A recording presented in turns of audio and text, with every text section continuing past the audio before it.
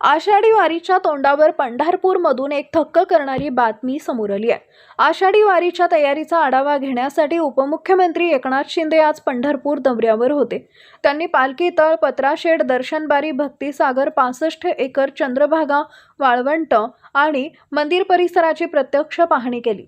वारकऱ्यांच्या सोयी सुविधांचा आढावा घेतल्यानंतर शासकीय विश्रामगृहात एक महत्त्वाची बैठक पार पडली आणि याच बैठकीत घडला एक अजब परंतु सुखद प्रकार। बैठक सुरू असताना पंढरपूरच्या नगराध्यक्ष डॉक्टर प्रणिता भालके यांनी नगर परिषदेसाठी आणखी एका ॲम्ब्युलन्सची गरज असल्याचं उपमुख्यमंत्र्यांच्या निदर्शनास आणून दिलं।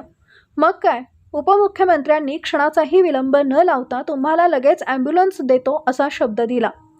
थक्क करणारी बाब म्हणजे बैठक संपायच्या आत मोजून अवघ्या 15 मिनिटात ॲम्ब्युलन्स मंजूर झाल्याचा शासकीय आदेशच उपमुख्यमंत्र्यांनी काढून दाखवला।